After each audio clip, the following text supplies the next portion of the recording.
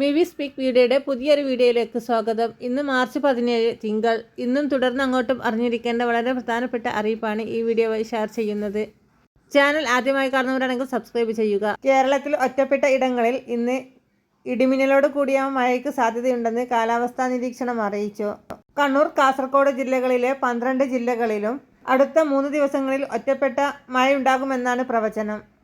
കേരളത്തിലെ തൃശൂർ, മലപ്പുറം, കോഴിക്കോട്, കണ്ണൂർ ജില്ലകളിൽ ഒറ്റപ്പെട്ട ഇടങ്ങളിൽ നേരിയ മഴയ്ക്ക് സാധ്യതയുണ്ട്.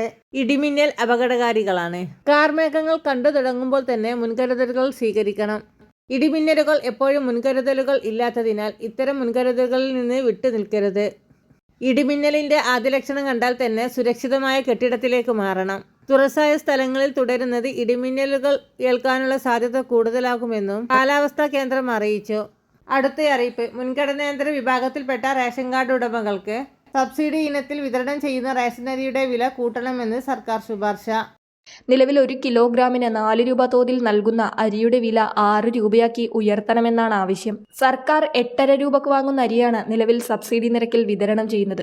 നിർദ്ദേശിച്ചത് പ്രകാരമുള്ള വിലവർധന നടപ്പാക്കിയാൽ പ്രതിമാസം 3.14 കോടി രൂപ അധികം കണ്ടെത്താനാകുമെന്നും സർക്കാർ സമിതി പറയുന്നു. മുൻഗണനേതര വിഭാഗത്തിൽ നിന്ന് മാസം 1 രൂപ വീതം സെസ് പിരിക്കാൻ ഭക്ഷ്യ പൊതുവിതരണ വകുപ്പ് ആലോചിക്കുന്നുണ്ട്. റേഷൻ വ്യാപാരി ക്ഷേമനിധിയിലേക്ക് പണം കണ്ടെത്താനാണിത്. ആദ്യഘട്ടത്തിൽ 1 വർഷത്തേക്ക് സെസ് പിരിക്കാനാണ് ഉദ്ദേശിക്കുന്നത്. 1 വർഷം കൊണ്ട് 4 കോടി ഇത്തരത്തിൽ ലഭിക്കുമെന്നാണ് സർക്കാർ കണക്കുകൂട്ടുന്നത്. റേഷൻ കടകളുടെ പ്രവർത്തന സമയം 9 മുതൽ 1 മണി വരെയും വൈകിട്ട് 4 മുതൽ 7 വരെയാക്കി പുനഃക്രമീകരിക്കാനും സർക്കാർ സമിതി നിർദ്ദേശമുണ്ട്. വെള്ളക്കാർഡ് ഉടമകൾക്കുള്ള അരിയുടെ വിലയായി വ്യാപാരികൾ അടയ്ക്കുന്ന 60 പൈസ വ്യാപാരി ക്ഷേമത്തിനായി പ്രയോജനപ്പെടുത്താനും ശുപാർശയുണ്ട്. അരിവില കൂട്ടുകയോ സെസ് പിരിക്കുകയോ ഏതെങ്കിലും ഒന്ന് മാത്രമാകും നടപ്പാക്കുകയെന്നാണ് വിവരം. അടുത്ത അറിയിപ്പ്. മഹാത്മാഗാന്ധി ദേശീയ ഗ്രാമീണ തൊഴിലുറപ്പ് പദ്ധതിയിലെ അംഗങ്ങൾക്ക് കേന്ദ്ര സർക്കാരിന്റെ ഭാഗത്തു നിന്നും അനുകൂലമായിട്ടുള്ള ചില സൂചനകളാണ് ഇപ്പോൾ പുറത്തു വന്നിരിക്കുന്നത്. കുടിശ്ശിക ഉൾപ്പെടെയുള്ള ആനുകൂല്യങ്ങൾ വളരെ വൈകാതെ തന്നെ നൽകുന്നതിന് വേണ്ടിയുള്ള ക്രമീകരണം സർക്കാരിന്റെ ഭാഗത്തു നിന്നും ചെയ്തിട്ടുണ്ടെന്നാണ് പ്രധാന അറിയിപ്പ്.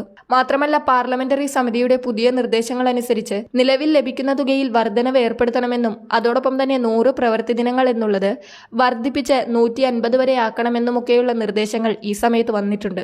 അത് കേന്ദ്ര സർക്കാർ ഇനി പരിഗണിക്കേണ്ടതായിട്ടുണ്ട്. അതിനുശേഷം ഇത് നടപ്പിലാക്കുകയും വേണം. പാർലമെന്ററി സമിതി ഇക്കാര്യങ്ങൾ കേന്ദ്ര സർക്കാരിനോട് ശുപാർശ ചെയ്തിട്ടുണ്ട്.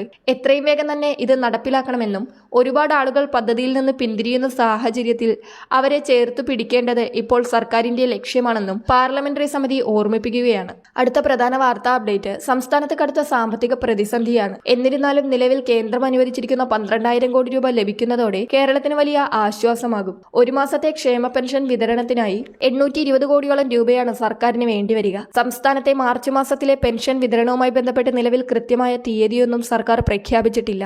എല്ലാ മാസവും വിതരണം ചെയ്യുന്നത് 20-നും 30-നും ഇടയിലുള്ള തീയതിയിലാണ്. എന്നാൽ ഈ മാസം റംസാനൊക്കെ വരാനിരിക്കുന്ന സാഹചര്യത്തിൽ മാർച്ച് മാസത്തെ പെൻഷൻ നേരത്തെ വിതരണം ചെയ്യുവാനുള്ള സാധ്യതയുണ്ട്. 1600 രൂപയാണ് മാർച്ച് മാസത്തിൽ വിതരണം ചെയ്യുക. വളരെ പ്രധാനപ്പെട്ട ഈ വാർത്താ അപ്ഡേറ്റ് മറ്റുള്ളവർക്ക് കൂടി ഷെയർ ചെയ്യുക.